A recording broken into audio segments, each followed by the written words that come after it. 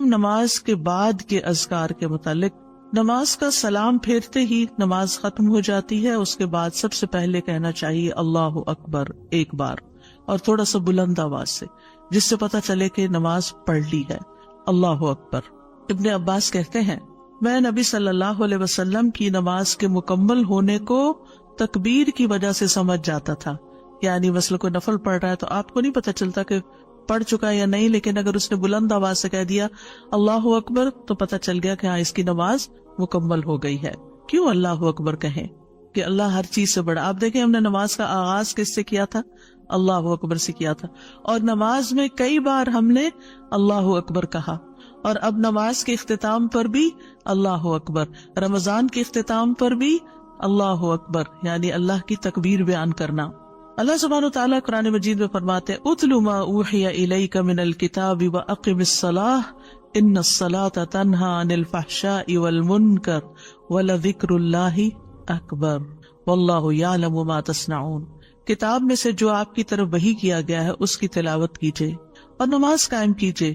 بے شک نماز بے حیائی اور برائی سے روکتی ہے، اور یقیناً اللہ کا ذکر تو سب سے بڑی چیز ہے، اور اللہ کو معلوم ہے جو کچھ تم کرتے ہو. تو اللہ کا ذکر سب سے بڑی چیز، اور اس ذکر میں اللہ کو سب سے بڑا قرار دینا سب سے بڑی چیز.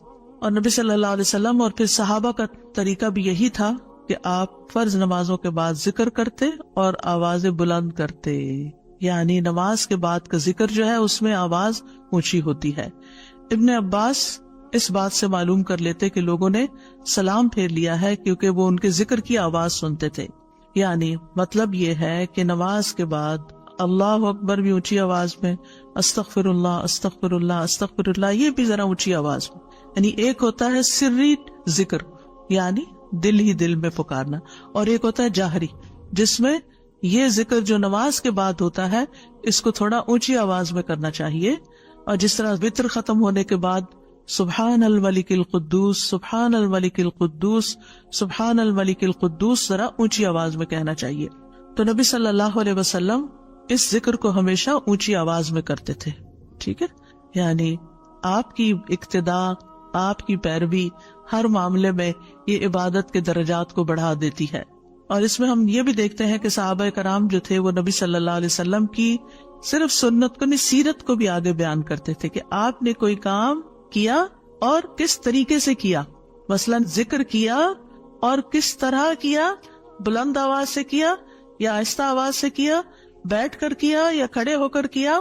اور پھر آپ دیکھیے کہ نماز کے بعد اذکار جو ہیں وہ زیادہ پسندیدہ ہیں، یعنی دعاؤں کی نسبت زیادہ اذکار. ٹھیک ہے، اور پھر اسی طرح آپ دیکھیے کہ دوسرا ذکر جو آپ کریں گے وہ ہے استغفر اللہ 3 بار. استغفر اللہ استغفر اللہ.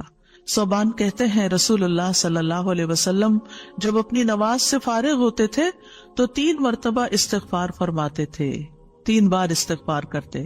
ولید کہتے ہیں میں نے اوزائی سے پوچھا آپ استغفار کس طرح فرمایا کرتے تھے؟ تو انہوں نے کہا آپ فرماتے تھے استغفر اللہ استغفر اللہ. اب نماز پڑھ لی ہے، استغفر اللہ کیوں؟ اس لیے کہ ہم تو نماز کا حق بھی ادا نہیں کرتے. ہمارا دھیان کہاں سے کہاں چلا جاتا ہے، ہم کئی دفعہ بھول جاتے ہیں، ہمیں سجدہ سہو کرنا تک یاد نہیں رہتا، ہمیں کچھ پتہ نہیں ہوتا ہم نے کون سی سورت پڑھی، کیا تلاوت کی. ہو سکتا ہے تلاوت میں کوئی غلطی کر دیں، ہو سکتا ہے کہ تسبیح کی جگہ کچھ اور پڑھ دیں بھول چوک کے.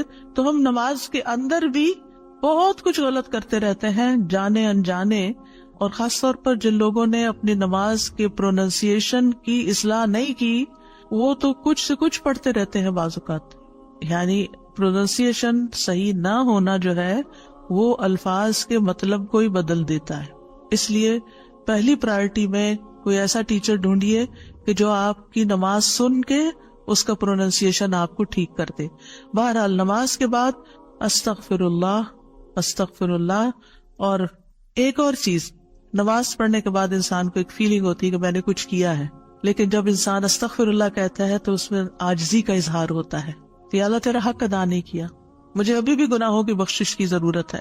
اور آپ دیکھیے کہ یہ الفاظ نبی صلی اللہ علیہ وسلم ادا کرتے تھے جن کے اگلے پچھلے سارے گناہ معاف کر دیے گئے تھے. تو جو شخص نماز کے بعد استغفار پڑھتا ہے وہ اپنی نمازوں پر کبھی فخر غرور تکبر نہیں کر سکتا. کہ میں بڑا نمازی ہوں، میں بڑا پرہیزگار ہوں، میں بڑا عبادت گزار ہوں. نہیں، وہ یہ دیکھے گا کہ میں نے حق ادا نہیں کیا، میرے سے جو کمی کوتاہی ہوئی ہے اللہ تعالیٰ اس کو معاف کر دے. جو چیز مکمل طور پر ادا کرنی چاہیے تھی اس کو اس طرح نہیں ادا کیا، کچھ نہ کچھ کوتاہی واقع ہو گئی، تو اس بخشش کے طلب کرنے سے اللہ تعالیٰ کوتاہی سے درگزر فرما دے گا انشاءاللہ. اور ویسے بھی استغفار کرنے سے نقص یا کمی کوتاہی جو ہے اس کا ازالہ ہوتا ہے ہماری عام روزمرہ زندگی میں بھی. تیسرا ذکر، اب آپ دیکھ رہے ہیں یہ ذکر ہے، اللہ اکبر بھی ذکر ہے، استغفر اللہ بھی ذکر ہے، اور تیسرا یہ بھی ذکر ہے، اللہم انت السلام ومنک السلام تبارکت ذل جلال والاکرام. اے اللہ تو سراپا سلامتی ہے اور تجھی سے سلامتی حاصل ہوتی ہے، تو بڑی برکتوں والا ہے اے جلال و اکرام والے. یعنی استغفار کے بعد پھر فوراً بعد اللہ تعالیٰ کی تعریف اور یہ ذکر. السلام جو ہے یہ اللہ تعالیٰ کے ناموں میں سے ایک نام ہے، جس کا مطلب یہ ہے کہ اللہ تعالیٰ ہر طرح کی آفات سے، عیبوں سے، ہر طرح کے نقص سے سلامت ہے. کوئی چیز اس کو نقصان نہیں دے سکتی، نہ لوگوں کی باتیں جو اللہ تعالیٰ کے خلاف کرتے ہیں، یا لوگوں کے گمان، یا لوگوں کی نافرمانیاں اور گناہ اور عبادت نہ کرنا، اللہ کا حکم نہ ماننا. اللہ تعالیٰ کو کوئی چیز نقصان نہیں دیتی، وہ سلامت ہے، اس کو کسی کی ضرورت ہی نہیں ہے. یہ جو کچھ ہم کرتے ہیں، ذکر ہو، عبادت ہو، یہ اپنے ہی فائدے کے لیے کرتے ہیں، اللہ تعالیٰ پر کچھ احسان نہیں ہے. تو ہم یہ کہتے ہیں اللہم انت السلام، کہ اللہ تعالیٰ آپ سراسر سلامتی ہیں اور آپ کا ہر فعل جو ہے وہ ظلم سے سلامت ہے، پاک ہے، ہر شر سے پاک ہے. آپ کی تقدیر، آپ کے فیصلے، ہر چیز سلامتی پر مبنی ہے. وَمِنْكَ السَّلَامُ، سلامتی تیری ہی طرف سے آتی ہے، یعنی تو ہی سلامتی دیتا ہے یا تو ہی سلامتی کو روک لیتا ہے. سلامتی کا مالک بھی تو ہی ہے، تو سلامت رکھے تو ہم سلامت ہیں. تو یہ تعلق اللہ تعالیٰ سے انسان اپنا ظاہر کرتا ہے، انسان اپنے رب کے بارے میں کیا سمجھتا ہے. تبارکتا، تبارکتا کا لفظ برکت سے ہے، جس کا مطلب ہوتا ہے کثرت سے کسی چیز کا بڑھنا اور قائم رہنا، یعنی تیری خیرات و برکات بہت زیادہ ہیں. ذل جلال والاکرام، اے عزت اور جلال والے. جلال کا مطلب ہے عظمت، بڑائی، اور اکرام کا مطلب ہے احسان. یعنی تو اپنے بندوں کو عزت و اکرام دیتا ہے، اپنے رسولوں کو، اپنے انبیاء کو اور اپنے صالح بندوں کو تو ہی عزت اور اکرام اور برکتیں عطا کرتا ہے. ساری نعمتیں تیری ہی طرف سے ہیں. اور یہ کتنا خوبصورت ذکر ہے جو ہم ہر نماز کے بعد کرتے ہیں، یا جو نہیں کر رہے انہیں لازماً کرنا چاہیے، کہ اللہ سبحانہ وتعالیٰ سے ہم اپنے اچھے گمان کا اظہار کرتے ہیں اور ایک طرح سے انڈائریکٹلی سلامتی اور برکت طلب بھی کرتے ہیں. آپ دیکھیے عموماً ہم جب کسی چیز کے اندر فائدہ دیکھتے ہیں تو ہم خیر اس سے وابستہ کر لیتے ہیں، یہ ہے تو کام ہوگا، یہ نہیں تو کام ہی نہیں ہوگا. مثلاً آپ کوئی قلم خریدتے ہیں اور اس سے لکھنا شروع کرتے ہیں اور آپ کو اچھا لگتا ہے، یا آپ اس سے جو لکھنا چاہتے تھے آرٹیکل یا کوئی چیز یا نوٹس اپنے تو بڑے اچھے لکھ پاتے ہیں، تو آپ کہنے لگتے ہیں یہ قلم بڑا مبارک ہے. ٹھیک ہے بھائی، قلم اچھا ہے، فائدہ دے رہا ہے آپ کو، لیکن اصل تو اللہ نے آپ کے لیے یہ وسیلہ بنایا کہ اس نے آپ تک یہ پہنچایا. تو اصل برکت اور خیر اور سلامتی کا منبع اللہ رب العزت کی ذات ہے. چیزوں کے ساتھ مت چمٹ جائیے اور ان پر اتنے ڈیپینڈنٹ نہ ہو جائے کہ اللہ کو بھول جائیں اور اللہ تعالیٰ کی نعمت اور اللہ تعالیٰ کا احسان یاد نہ کریں. تو اس لیے ہر نماز کے بعد ہم اس بات کا اقرار کرتے ہیں کہ ساری برکتیں تیری ذات سے ہیں یا رب، ساری سلامتی تیری طرف سے ہے یا رب، عزت اور اکرام تیری ہی طرف سے ہے یا رب، تو ہی جس کو چاہے اس پر احسان فرماتا ہے، لہٰذا ہم یہ سب کچھ تجھ سے ہی طلب کرتے ہیں.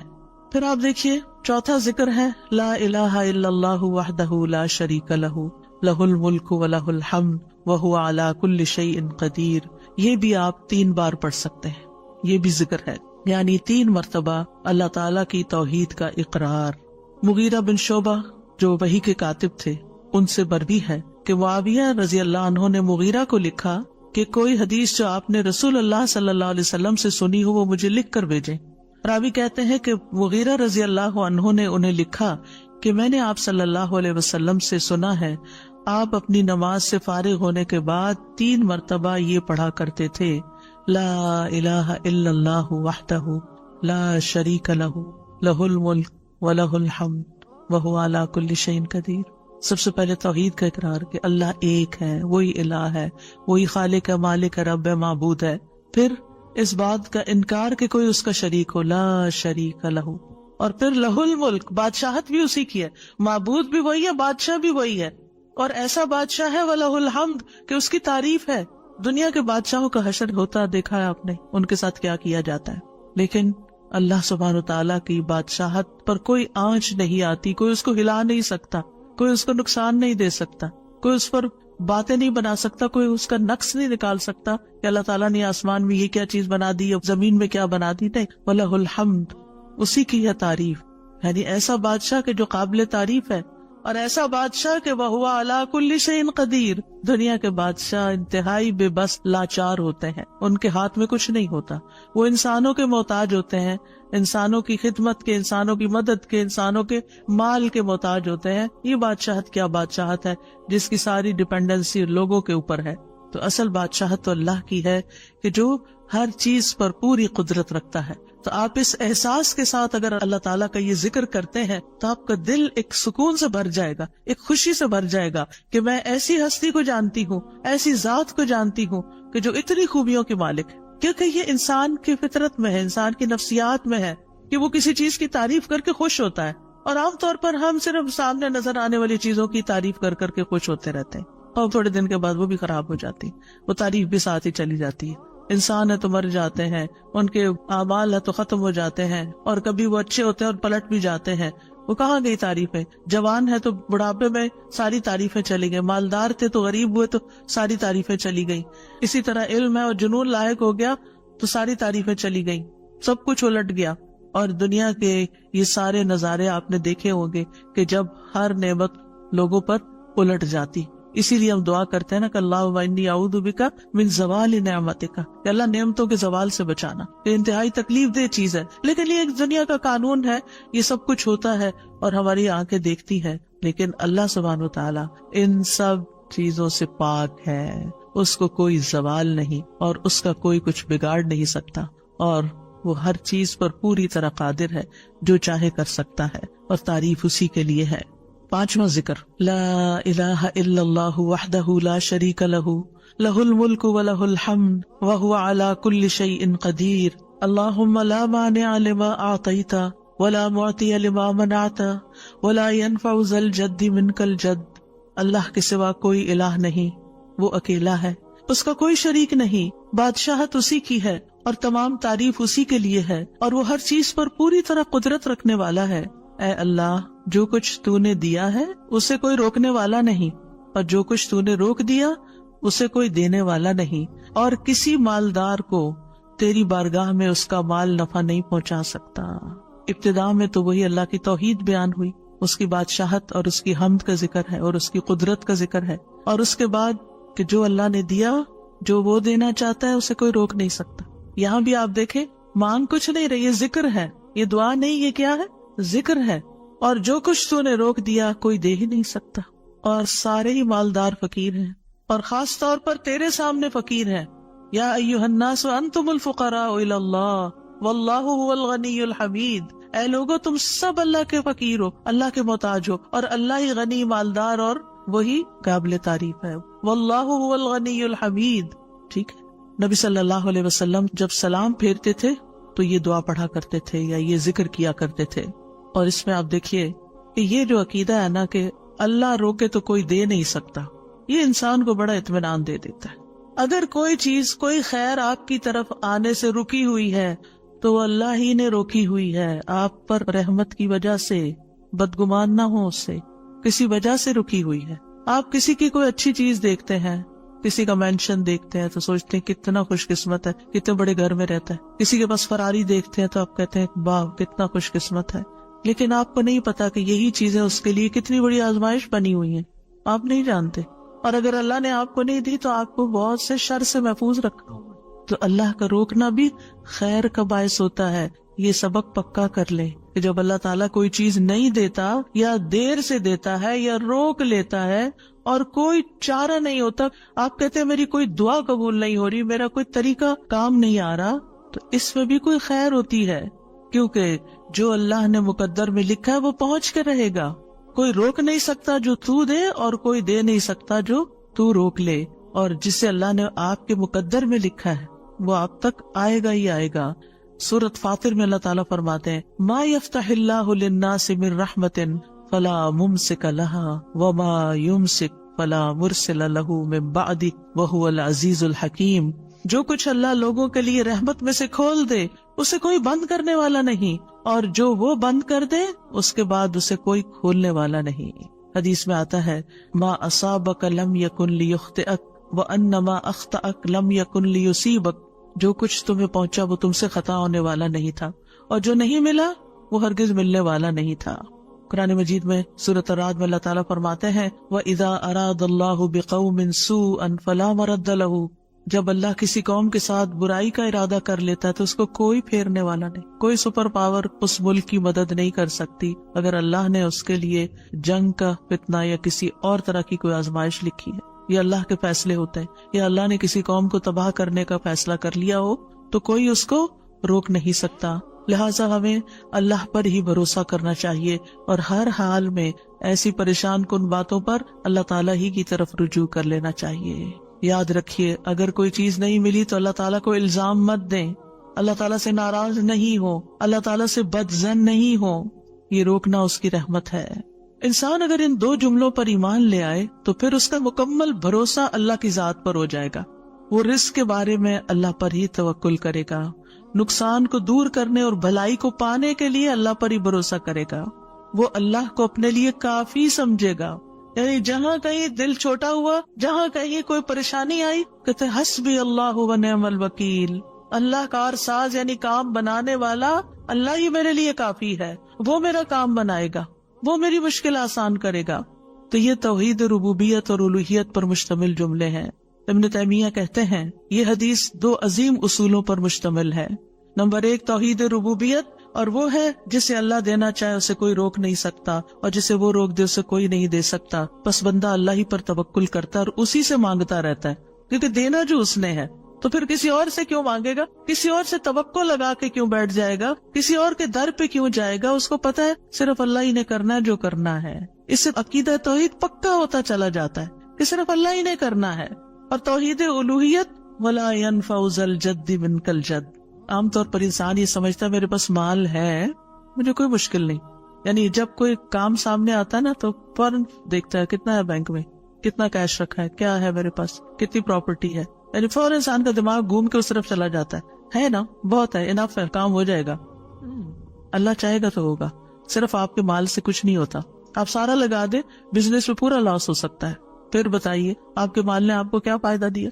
کچھ نہیں ہو سکتا جب تک اللہ نہ چاہے. مال بھی جب فائدہ دیتا ہے جب اللہ چاہتا ہے، اولاد بھی جب فائدے کی ہوتی ہے جب اللہ چاہتا ہے. کسی انسان سے فائدہ صرف اس وقت پہنچتا ہے جب اللہ چاہتا ہے. آپ نے دیکھا ہوگا کتنے ہی اچھے سے اچھے لوگ ہوتے ہیں ہر وقت کام آنے والے. ایک وقت ایسا آتا ہے وہ ایسے بےچارے مجبور ہوتے ہیں کہ ان کو نہ کرنی پڑتی ہے کہ بھائی سوری یہ نہیں کر سکتے، کیونکہ سب کچھ ان کے اختیار میں نہیں ہے، سب کچھ ان کے بس میں نہیں ہے.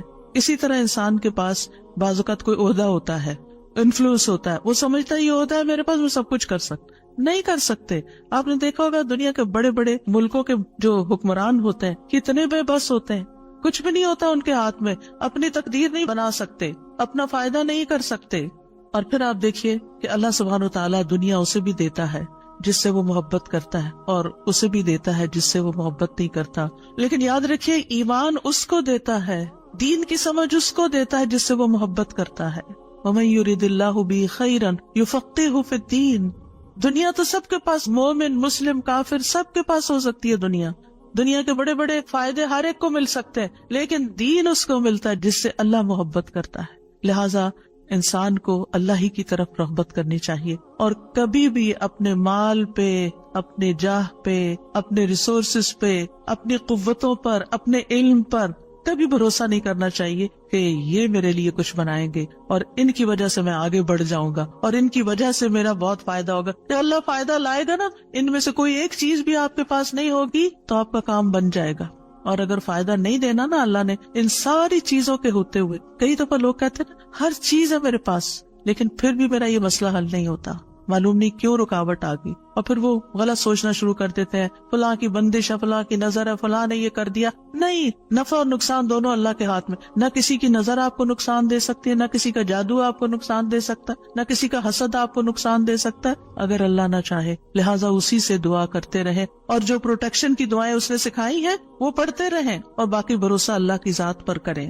پھر چھٹا ذکر ہے لا الہ الا اللہ وحدہ لا شریک لہ لہ الملک ولہ الحمد وہو علی کل شیء قدیر لا حول ولا قوة الا باللہ لا الہ الا اللہ ولا نعبد الا ایاہ لہ النعمۃ ولہ الفضل ولہ الثناء الحسن لا الہ الا اللہ مخلصین لہ الدین ولو کرہ الکافرون۔ اللہ کے سوا کوئی الہ نہیں، وہ اکیلا ہے، اس کا کوئی شریک نہیں، بادشاہت اسی کی ہے اور تمام تعریف اسی کے لیے ہے، اور وہ ہر چیز پر پوری طرح قدرت رکھنے والا ہے، اور گناہ سے بچنے کی طاقت اور نیکی کرنے کی طاقت اللہ کے سوا کوئی دینے والا نہیں، اللہ کے سوا کوئی الہ نہیں۔ ہم صرف اسی کی عبادت کرتے ہیں، اسی کی ساری نعمتیں ہیں، اسی کا سارا فضل ہے، اور اسی کے لیے خوبصورت تعریف ہے۔ اللہ کے سوا کوئی الہ نہیں، ہم اسی کے لیے دین میں اخلاص رکھنے والے ہیں، اگرچہ کافر ناپسند کریں۔ ابن زبیر سلام پھیر کر ہر نماز کے بعد یہ کہتے، اور راوی کہتے ہیں کہ انہوں نے کہا کہ رسول اللہ صلی اللہ علیہ وسلم ہر نماز کے بعد ان کلمات کے ساتھ تحلیل کیا کرتے تھے، یعنی اللہ تعالیٰ کی حمد و ثنا بیان کرتے تھے۔ یہ بھی کیا ہے نماز کے بعد کا ذکر، اور اس میں آپ دیکھیے لا الہ الا اللہ وحدہ کے علاوہ لا حول ولا قوت الا باللہ، لا حول ولا قوت الا باللہ، کہ کوئی پھیرنے کی قوت یعنی کسی برائی کو نقصان کو دور کرنے کی، اور اسی طرح کوئی فائدہ حاصل کرنے کی قوت اللہ ہی کے پاس ہے، کسی گناہ سے دور ہونے اور کسی نیکی کے کرنے کی ہمت طاقت اللہ ہی کے پاس ہے۔ تو یہ لا حول ولا قوت الا باللہ بہت فائدہ دیتا ہے، اور اس کی کثرت کرنے کو کہا گیا ہے۔ اور لا الہ الا اللہ ولا نعبد الا ایاہ، ہم صرف اسی کی عبادت کرتے ہیں۔ لہ النعمت ولہ الفضل ولہ الثناء الحسن، نعمت بھی اور فضل بھی اور اچھی تعریف سب اللہ ہی کے لیے ہے، اور ہم مخلص ہو کر اللہ کی عبادت کرتے ہیں، مخلصین لہ الدین لا الہ الا اللہ ولو کرہ الکافرون، اگرچہ کافر ناپسند کریں، ان کو ہماری توحید اچھی نہ لگے، لیکن پھر بھی ہم صرف ایک اللہ ہی کو مانتے ہیں۔ ساتویں چیز ہے تسبیحات، سبحان اللہ 33 بار، الحمدللہ 33 بار، اور اللہ اکبر 33 بار، اور 34ویں بار لا الہ الا اللہ وحدہ لا شریک لہ لہ الملک ولہ الحمد وہو علی کل شیء قدیر۔ ہر نماز کے بعد ان تسبیحات کو پڑھنے کی فضیلت کیا ہے؟ ابو ہریرہ کہتے ہیں رسول اللہ صلی اللہ علیہ وسلم نے فرمایا، جس آدمی نے ہر نماز کے بعد 33 مرتبہ سبحان اللہ، 33 مرتبہ الحمدللہ اور 33 مرتبہ اللہ اکبر کہا تو یہ 99 کلمات ہو گئے، اور 100 کا عدد پورے کرنے کے لیے لا الہ الا اللہ وحدہ لا شریک لہ یہ ذکر کر لیا تو اس کے سارے گناہ معاف کر دیے جائیں گے، چاہے وہ سمندر کی جھاگ کے برابر ہو۔ یعنی 100 کا عدد پورا کرنے کے لیے کیا پڑھنا ہے؟ لا الہ الا اللہ وحدہ لا شریک لہ لہ الملک ولہ الحمد وہو علی کل شیء قدیر۔ رسول اللہ صلی اللہ علیہ وسلم نے فرمایا ہر نماز کے بعد کچھ ایسے اذکار ہیں جن کو پڑھنے والا یا جن کو کرنے والا کبھی محروم نہیں ہوتا، جن میں سے سبحان اللہ 33 بار، الحمدللہ 33 بار اور 34 بار اللہ اکبر۔ یعنی اگر لا الہ الا اللہ پورا نہیں پڑھ سکتے تو اللہ اکبر کو 34 بار کر کے 100 کی گنتی پوری کر لیں۔ پھر اسی طرح رسول اللہ صلی اللہ علیہ وسلم کے پاس کچھ فقیر صحابہ حاضر ہوئے، کہا کہ امیر لوگ بلند درجات اور ہمیشہ رہنے والی جنت حاصل کر چکے، حالانکہ جس طرح ہم نماز پڑھتے ہیں وہ بھی پڑھتے ہیں، جیسے ہم روزے رکھتے ہیں وہ بھی رکھتے ہیں، لیکن مال و دولت کی وجہ سے انہیں ہم پر فضیلت حاصل ہے۔ اس کی وجہ یہ کہ وہ حج کرتے ہیں، عمرہ کرتے ہیں، جہاد کرتے ہیں، صدقے دیتے ہیں، اور ہم محتاجی کی وجہ سے یہ کام نہیں کر سکتے۔ آپ نے فرمایا کیا میں تمہیں ایک ایسا عمل نہ بتا دوں، اگر تم اس کی پابندی کرو گے تو جو لوگ تم سے آگے بڑھ چکے ہیں تم انہیں پالو گے، اور تمہارے مرتبے تک کوئی نہیں پہنچ سکتا، اور تم اپنے سامنے موجود لوگوں میں سب سے بہتر ہو جاؤ گے، سوائے ان کے جو یہی عمل شروع کر دیں۔ ہر نماز کے بعد 33 بار سبحان اللہ، 33 بار الحمدللہ، 33 بار اللہ اکبر، اور پھر 34ویں بار تو وہ ذکر آپ کو بتا ہی دیا گیا۔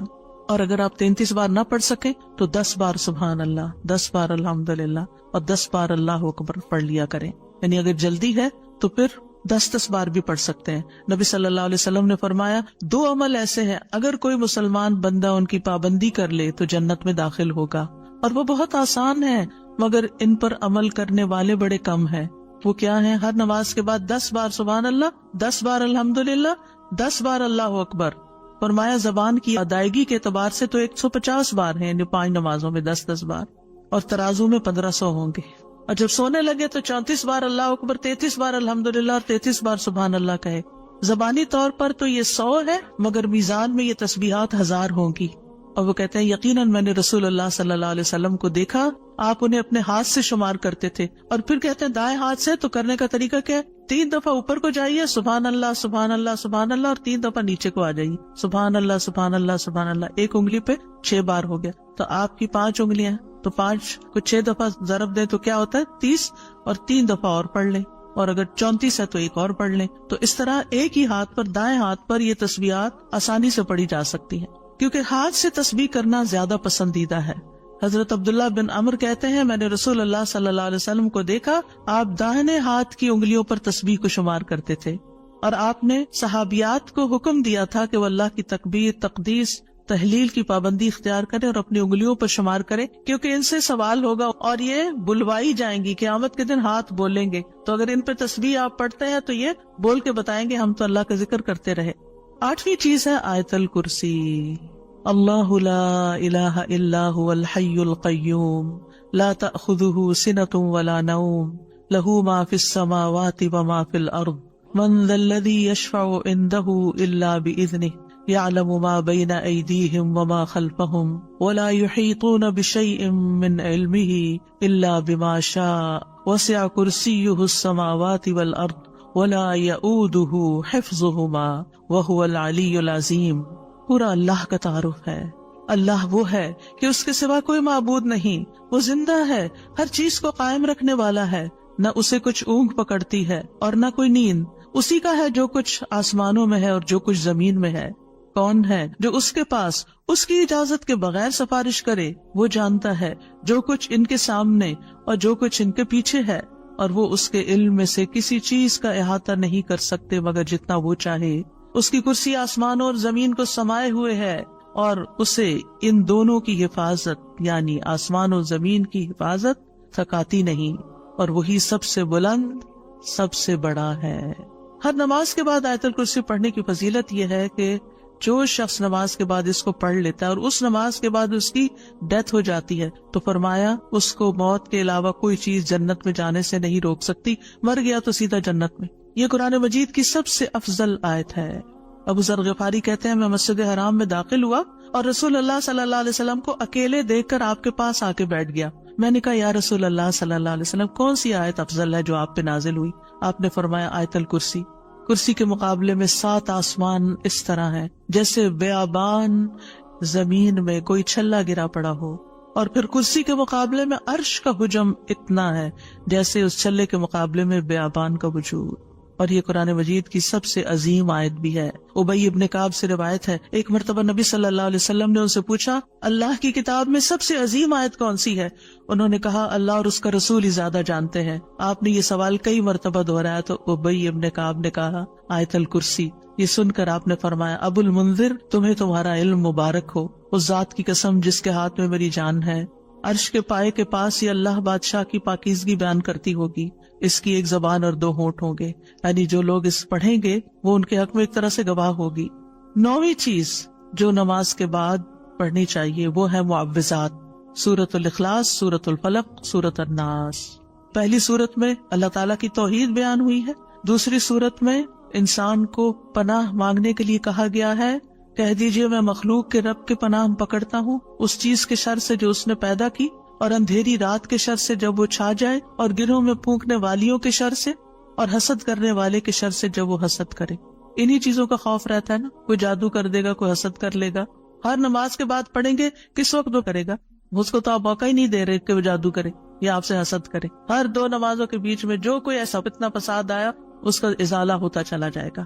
عقبہ بن عامر کہتے ہیں کہ رسول اللہ صلی اللہ علیہ وسلم نے مجھے حکم دیا تھا کہ میں ہر نماز کے بعد معوذات پڑھا کروں، یعنی یہ 3 صورتیں پڑھا کروں. 10ویں چیز ہے رب اعنی علی ذکرک و شکرک و حسن عبادتک، اللہ کے ذکر، اس کے شکر اور اچھی عبادت پر اللہ کی مدد مانگنا۔ معاذ بن جبل کہتے ہیں کہ رسول اللہ صلی اللہ علیہ وسلم نے میرا ہاتھ پکڑا اور فرمایا، اے معاذ، اللہ کی قسم میں تم سے محبت کرتا ہوں۔ کتنے خوش قسمت تھے معاذ رضی اللہ عنہ۔ میں نے عرض کیا، یا رسول اللہ صلی اللہ علیہ وسلم، میں بھی آپ سے محبت کرتا ہوں۔ تو رسول اللہ صلی اللہ علیہ وسلم نے فرمایا، تم پابندی سے ہر نماز میں یہ دعا مانگا کرو، رب اعنی علی ذکرک و شکرک و حسن عبادتک۔ معاذ رضی اللہ عنہ جو ہیں 33 سال کی عمر میں امواس کے تعاون میں شہید ہو گئے تھے۔ He was only 33 years old۔ ان کا مقام کیا تھا؟ آپ کی بشارت کے مطابق وہ جنت میں علماء کے قائد ہوں گے، یعنی علماء امت کے جو عالم ہیں ان کو جنت کی طرف لیڈ کر رہے ہوں گے۔ کس وجہ سے آپ صلی اللہ علیہ وسلم نے ان سے محبت کا اظہار کیا؟ علم کی وجہ سے، علم کے حریص تھے اور نیکی کے کاموں میں آگے آگے، اور اتنی چھوٹی عمر میں عین جوانی کے وقت فوت بھی ہو گئے اور کتنا بڑا درجہ اور مقام پا گئے۔ ہمیں آج تک یہ سمجھ نہیں آتی کہ کون سے کام ایسے کریں کہ جس سے اللہ کی محبت ملے، جس سے اللہ کا قرب نصیب ہو، اور جس سے ہمیں رسول اللہ صلی اللہ علیہ وسلم کی محبت اور آپ کی شفاعت نصیب ہو۔ تو یہ ایک دعا ہے ان دعاؤں میں سے جو آپ نے خاص طور پر حضرت معاذ کا ہاتھ پکڑ کے، قسم کھا کے، محبت کا اظہار کر کے آپ کو یہ دعا سکھائی۔ چند لفظ ہیں، کیا ہمارے لیے یہ پڑھنا بھی مشکل ہے؟ پھر ہم اپنے لیے اس دنیا سے کیا کما رہے ہیں؟ اگر ہمیں اتنی بھی توفیق نہیں کہ نماز کے بعد ٹک کے یہ 4 کلمے پڑھ لیں، تو پھر ہماری نمازیں کیا ہے؟ ہم نے کیا مانگا اللہ سے؟ ہم تو دنیا کی اور آخرت کی خیر سے محروم ہو گئے۔ اور یہ دعا آپ دیکھیے، اللہم سے بھی شروع ہوتی ہے اور ربی سے بھی شروع ہوتی ہے۔ دونوں کا ایک ہی تقریباً مطلب ہے، ایک میں الوہیت ہے اور ایک میں ربوبیت ہے۔ یعنی میں اللہ سے درخواست کرتا ہوں کہ اے اللہ، مجھے اپنے ذکر پر، اور ذکر میں قرآن، نماز، تحلیل، تسبیح، استغفار، درود، سب چیزیں شامل ہیں، اللہ مجھے توفیق دے۔ اور پھر وہ شکر کی بھی توفیق۔ اور آپ دیکھیے کہ جب ہم دعا مانگتے ہیں نا کہ اللہم اعنی علی ذکرک، تو مطلب یہ ہے کہ ہماری زبان جو ہے وہ آپ کی اطاعت کرتی رہے، وہ کلمات بولتی رہے جس سے آپ کا ذکر ہوتا رہے۔ یعنی ایک تو ہے یہ مسنون اذکار ان کا پڑھنا، اور ایک یہ ہے کہ اللہ تعالیٰ کی نعمتوں کا ذکر کرنا، اللہ تعالیٰ کے احسانات کا ذکر کرنا، اللہ تعالیٰ کی قدرت کی نشانیوں کا ذکر کرنا، اللہ کے فضل کا ذکر کرنا۔ وَأَمَّا بِنِعْمَةِ رَبِّكَ فَحَدِّثْ، یہ بھی ذکر ہے۔ آپ اپنے بچوں کے ساتھ بات کر رہے ہیں اور اللہ تعالیٰ کے بارے میں کوئی بات کر رہے ہیں، دین کے بارے میں کوئی بات کر رہے ہیں، تو یہ بھی ذکر میں شمار ہو۔ تو اللہ مجھے توفیق دے، اللہ میری مدد کر، کیونکہ ہمارے پاس وقت بھی ہوتا ہے، ہمارے پاس صلاحیت بھی ہوتی ہے، لیکن ہم توجہ نہیں کرتے، ہم کرتے نہیں ہے کام، کیونکہ توفیق نہیں ہوئی نا۔ تو ہر نماز کے بعد، چونکہ فرض کے بعد دعا قبول ہوتی ہے، تو یہ دعا مانگنے کو کہا گیا۔ اور بعض کہتے ہیں اس کو سلام پھیرنے سے پہلے بھی پڑھ سکتے ہیں، جیسے رب اجعلنی پڑھتے ہیں، یا اور کل جو میں نے آپ کو دعائیں بتائی تھی آخر میں نماز کے اختتام پر سلام سے پہلے، وہ سب مسنون اذکار تھے، لیکن علماء نے اس کے علاوہ جیسے رب اجعلنی مقیم الصلاۃ، یہ نبی صلی اللہ علیہ وسلم نے نہیں سکھائی ہمیں کہ نماز کے بعد ضروری یہی پڑھی جائے، لیکن علماء نے کہا کہ جیسے اللہ کی حمد و ثنا ہوتی ہے تشہد میں، پھر اس کے بعد درود شریف ہے، اور پھر اس میں والدین اور اولاد دونوں کے لیے دعا ہے، تو یہ پڑھ لیں۔ اس کے علاوہ جو چاہے قرآنی اور مسنون دعا یہاں بیٹھ کے پڑھیں، کیونکہ نماز کے اندر دعا مانگنا نماز کے بعد کی دعا سے افضل ہے، قبولیت کے زیادہ چانسز ہیں، جس سے اکثر لوگ غافل ہیں۔ سلام پھیرنے سے پہلے اللہم انی اسألک الجنۃ واعوذ بک من النار 3 دفعہ یہ پڑھ لیں، جو آپ کا دل چاہے پڑھیں، بس اردو میں نہیں، عربی میں یاد کریں کچھ دعائیں، قرآنی دعائیں، مسنون دعائیں اس وقت پڑھتے رہیں۔ تو پھر دوسرا ہے وہ شکر کا۔ شکر کہاں سے ادا ہوتا ہے؟ زبان سے بھی ہوتا ہے، لیکن اس کا اصل مقام دل ہے، وہ دل سے اٹھتا ہے۔ ذکر کی بات کر کے ہم نے کہا کہ اللہ ہماری زبان کو اپنی اطاعت کی توفیق دے، اور شکر کی بات کر کے ہم نے کہا کہ اللہ ہمارے دل کو اپنے ذکر کی توفیق دے، اپنی یاد کی توفیق دے، اور شکر ادا کرنے کی توفیق دے۔ یعنی میں ساری ظاہری اور باطنی نعمتوں پر اللہ کا شکر ادا کرنے کی توفیق مانگتا ہوں، یہ مطلب ہے اس دعا کا۔ زبان کا شکر کیا ہے کہ بندہ اللہ کی نعمتوں کا ذکر کرتا ہے، اور اعضاء سے شکر کیا ہے کہ بندہ اللہ کی اطاعت کے کام کرتا ہے، کیونکہ اللہ تعالیٰ نے آل داؤد کو کیا کہا تھا؟ اعملوا آل داؤد شکرا وقلیل من عبادی الشکور، اے داؤد کے گھر والو، شکر ادا کرنے کے لیے عمل کرو، اور میرے بندوں میں کم ہی شکر گزار ہیں۔ اللہ کا شکوہ ہے بندوں سے، کم ہی شکر گزار۔ کیوں؟ اس لیے کہ شیطان نے کہا تھا وَلَا تَجِدُ أَكْثَرَهُمْ شَاكِرِينَ، کہ انسانوں کی اکثریت کو آپ شکر کرنے والا نہیں پائیں گے۔ اور وَلَقَدْ صَدَّقَ إِبْلِيسُ ظَنَّهُ، ابلیس نے اپنا گمان سچ پایا کہ بندوں کو شکر سے ہٹا دیا. تو شکر کی توفیق مل جائے تو پھر شکر ادا کیا جائے، اور یہ شکر کا سلسلہ تو کہیں ختم ہوتا ہی نہیں، کیونکہ اتنی نعمتیں ہیں کہ ہم گن ہی نہیں سکتے. ابن رجب کہتے ہیں کہ دین میں یا دنیا میں اللہ کی ہر نعمت جو بندے کو حاصل ہوتی ہے اس میں نعمت کا شکر ادا کرنے کی ضرورت ہوتی ہے. پھر جو شکر کی توفیق ملتی ہے اس پر بھی شکر ادا کرنے کی ضرورت ہے، یعنی شکر پر بھی شکر، یہ ایک اور نعمت ہے، اس میں دوبارہ شکر ادا کرنے کی ضرورت ہے. پھر دوبارہ شکر کیا تو ایک اور نعمت مل گئی، اب کیا ہے ایک اور دفعہ شکر کریں، اور یہ سلسلہ ہمیشہ جاری رہتا ہے. یعنی شکر کا سلسلہ کبھی ختم نہیں ہونا چاہیے، شکر کرتے ہی چلے جائیں. وحسن عبادتک، اور اپنی خوبصورت عبادت کی توفیق عطا فرما. اور خوبصورت عبادت اسی وقت ہو سکتی ہے جب اس میں اخلاص ہو اور نبی صلی اللہ علیہ وسلم کی اتباع ہو، اطاعت ہو. اطاعت اعضاء سے کی جاتی ہے، یعنی ہمارے اعضاء، ہاتھ پاؤں، ہمارا جسم یہ عبادت میں مشغول ہوتا ہے. بعض اوقات ہم ڈھیروں عبادت کر لیتے، ڈھیر سارے نفل پڑھ لیتے، بہت کچھ کر لیتے، لیکن اس کو کوئی کوالٹی نہیں ہوتی. یہاں یہ نہیں کہا گیا کہ کثیر عبادتک، یہاں کیا کہا گیا؟ حسن عبادتک، کہ اللہ خوبصورت عبادت کی توفیق دے.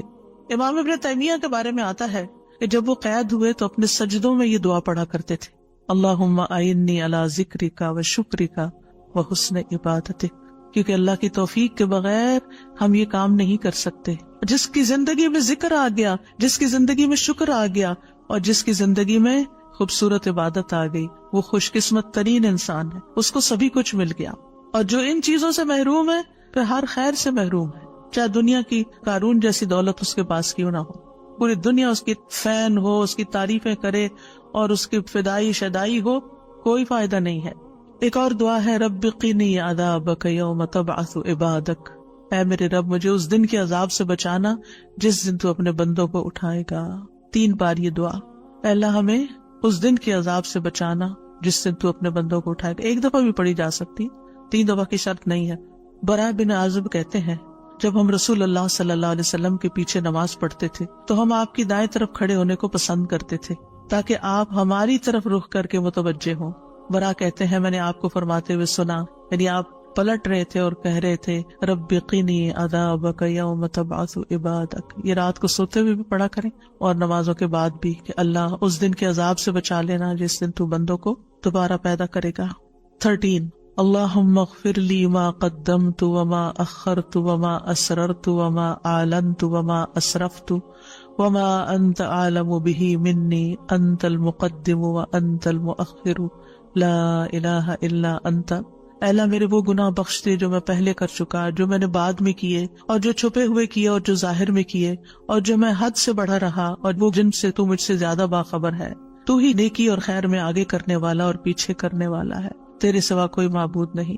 نبی صلی اللہ علیہ وسلم سلام پھیرنے کے بعد یہ دعا پڑھا کرتے تھے، یعنی اس دعا کے بارے میں ثابت ہے کہ سلام کے بعد پڑھا کرتے تھے. اللہم اغفر لی ما قدمت. بات یہ ہے کہ جو نیک لوگوں کی نیکیاں ہوتی ہیں وہ مقربین کے گناہ شمار ہوتے ہیں، یعنی ان کا سٹینڈرڈ اور ہائی ہوتا ہے نا، ان کی کوالٹی اور اچھی ہوتی ہے. تو اس لیے نبی صلی اللہ علیہ وسلم کے گناہ کوئی نہیں تھے کہ جس کے لیے آپ بخشش مانگتے تھے. ایک تو ہمیں سکھانے کے لیے، اور دوسرا یہ ہے کہ نیکیوں میں سے جو کم درجے کی نیکیاں ان پر بھی. وما اخرت، اور جو عبادت مجھ سے تاخیر ہوئی، کوتاہی ہوئی، جو میں نے لیٹ کی، جس کا حق ادا نہیں کیا. وما اسررت، جو میں نے چھپایا، جو میرے دل میں وسوسے اور خیالات آئے. بعض اوقات نماز کے اندر وسوسے آنا شروع ہو جاتے ہیں، یا اللہ تو اس کو بھی معاف کر دے. وما اعلنت، اور جو میں نے ظاہراً کیے، یعنی وہ اقوال افعال جو سب کے سامنے، لوگوں کے سامنے کوئی بری مثال پیش کی. یعنی یہ نبی صلی اللہ علیہ وسلم کے نہیں، یہ ہمارے لیے ہے کہ ہم بعض اوقات ایسی بات کر جاتے ہیں، ایسا کام کر جاتے ہیں جو دوسروں کو پٹ آف کر دیتا ہے نیکی کے کاموں سے، یا ان کو دین سے ہٹا دیتا ہے، یا اور اسی طرح کی غلطیاں ہم کرتے ہیں. اور پھر آپ دیکھیے کہ نبی صلی اللہ علیہ وسلم کی ہمبلنس بھی اس سے پتہ چلتی ہے کہ کتنے آپ ہمبل تھے، کہ سارا کچھ کر کے، بہترین عبادت کر کے پھر بخشش بھی مانگ رہے ہیں. اور پھر آپ دیکھیے کہ وما اسرفت، ہر معاملے میں ہم حد سے پار ہو جاتے ہیں، خوشی میں، غم میں، بے صبری میں، ہر چیز میں. تو اس کی بھی دعا ہے یہ کہ اللہ جہاں بھی میں حد لمٹ کراس کر رہا ہوں، اللہ مجھے وہ کراس کی بھی لمٹ کے آگے جو غلط کام کیا ہے مجھ سے تو وہ بھی معاف کر دے. اور وما انت عالم بہ منی، اور جو تو مجھ سے زیادہ جانتا ہے. یعنی خاص کے بعد عام کا بھی ذکر ہے، یعنی میں نے تو مانگ لیا جو مجھے سمجھ آتی تھی، اب اس کے علاوہ بھی جو کچھ ہے اس کو بھی آپ معاف کر دیجیے. اور پھر انت المقدم و انت المؤخر. دوسرے روایت میں انت المقدم والمؤخر بھی آتا ہے. جس کو تو چاہتا ہے آگے بڑھا دیتا ہے نیکی میں، جس کو تو چاہتا ہے پیچھے کر دیتا ہے. یعنی یہ نہ سوچیے کہ آج میں اگر نیکیوں میں آگے ہوں تو ہمیشہ ایسے ہی رہوں گی، ہمیشہ ڈرتے رہا کریں، پیچھے بھی ہو سکتے ہیں. تو یا اللہ تو مجھے آگے ہی رکھنا، مراد یہ ہے. اور اگر نبی صلی اللہ علیہ وسلم کے بارے میں ہے تو آپ کی نبوت سب سے آخر میں تھی، وہ ایک پازیٹیو سینس میں ہے، انت المقدم و انت المؤخر. اور پھر اسی طرح یہ ہے کہ قیامت کے دن سب سے پہلے آپ اٹھائے جائیں گے، حالانکہ دنیا میں آپ کی نبوت سب سے آخر میں تھی. تو یہ اللہ تعالیٰ کا فیصلہ ہوتا ہے، جس چیز پر وہ چاہتا ہے اپنے بندوں کو اتارتا ہے، جس کو چاہتا ہے آگے بڑھاتا ہے، جس کو چاہتا ہے عزت دیتا ہے، جس کو چاہتا ہے ذلت دیتا ہے. اور بندوں کے ایک دوسرے پر درجات ہیں. نمبر 14 سبحانک اللہم و بحمدک استغفرک و اتوب الیک. یہ مجلس کے اختتام پر بھی اور نماز کی دعاؤں کے اختتام پر بھی. پاک ہے تو اے اللہ، تیری ہی حمد ہے، میں تجھ سے بخشش مانگتا ہوں، تیری ہی طرف میں رجوع کرتا ہوں. یہ اچھے عمل پر مہر لگانے والے کلمات ہیں. حضرت عائشہ سے روایت ہے کہ رسول اللہ صلی اللہ علیہ وسلم جب کسی مجلس میں بیٹھتے یا نماز پڑھتے یا کچھ کلمات پڑھتے، حضرت عائشہ نے ان کے بارے میں پوچھا تو آپ نے فرمایا اگر کسی شخص نے اس مجلس میں اچھی باتیں کی ہوں گی تو یہ کلمات قیامت تک ان باتوں کے لیے مہر بن جائیں گے، اور اگر اس نے اس مجلس میں کوئی فضول بات کی ہے تو یہ اس کے لیے کفارہ بن جائیں گے. اور اس کے دیگر روایات بھی ہیں، یعنی دیگر طرق بھی ہیں اس دعا کے. اور پھر ایک اور دعا، رب اغفر لی وتب علی انک انت التواب الغفور. اے اللہ تو مجھے بخش دے اور میری توبہ قبول کر، بے شک تو بہت توبہ قبول کرنے والا، بہت بخشش فرمانے والا ہے. فجر اور مغرب کی نماز کے بعد کا خاص ذکر لا الہ الا اللہ وحدہ لا شریک لہ لہ الملک ولہ الحمد یحیی ویمیت وہو علی کل شیء قدیر. اللہ کے سوا کوئی الہ نہیں، وہ اکیلا ہے، اس کا کوئی شریک نہیں، بادشاہت اسی کی ہے، تمام تعریف اسی کے لیے ہے، اور وہ ہر چیز پر پوری قدرت رکھنے والا ہے. اور سلام کے بعد تشہد کی حالت میں اگر آپ بیٹھے بیٹھے یہ ذکر کرتے ہیں، یعنی مصلی سے اٹھنے سے پہلے یہ ذکر کرتے ہیں، تو نبی صلی اللہ علیہ وسلم نے فرمایا جس نے نماز مغرب اور صبح کی نماز کے بعد اتحیات میں اٹھنے سے پہلے اپنی ٹانگ کو دوہرا کیے ہوئے، یعنی جس پوزیشن میں آپ بیٹھے اسی پوزیشن میں بیٹھے بیٹھے 10 بار یہ ذکر کیا، اللہ تعالیٰ اس کے لیے 10 نیکیاں لکھ لیتا ہے، 10 گناہ اس سے دور کر دیتا ہے، 10 درجے اس کے بلند کر دیتا ہے. اس کے لیے ہر بری چیز سے حفاظت، شیطان مردود سے پناہ دینے والے یہ کلمات ہوتے ہیں. کوئی گناہ سوائے شرک کے اس کو نہیں پہنچتا، اور یہ اس روز عمل میں سب لوگوں سے افضل ہوتا ہے. یعنی صبح کے وقت اگر کوئی یہ پڑھ کے اٹھتا ہے مصلی سے تو یہ سب لوگوں سے افضل ہوتا ہے، سوائے اس شخص کے جس نے اس کے برابر یا اس سے زیادہ ان کلمات کو پڑھا ہو. اور ایک اور روایت میں ہے جو یہ 10 مرتبہ مغرب کے بعد پڑھے گا، اللہ اس کی حفاظت کے لیے اسلحہ بردار فرشتے بھیجے گا جو اس کی صبح تک شیطان سے حفاظت کریں گے. اللہ تعالیٰ سے دعا ہے کہ اللہ تعالیٰ ہمارے اعمال کو قبول کرے اور ہمیں اس ذکر کی توفیق دے. میں یہ پڑھتے ہوئے سوچ رہی تھی کہ جو شخص یہ ساری دعائیں پڑھے نماز کے بعد، اس کے پاس فضول کام کرنے کا کون سا وقت باقی بچے گا.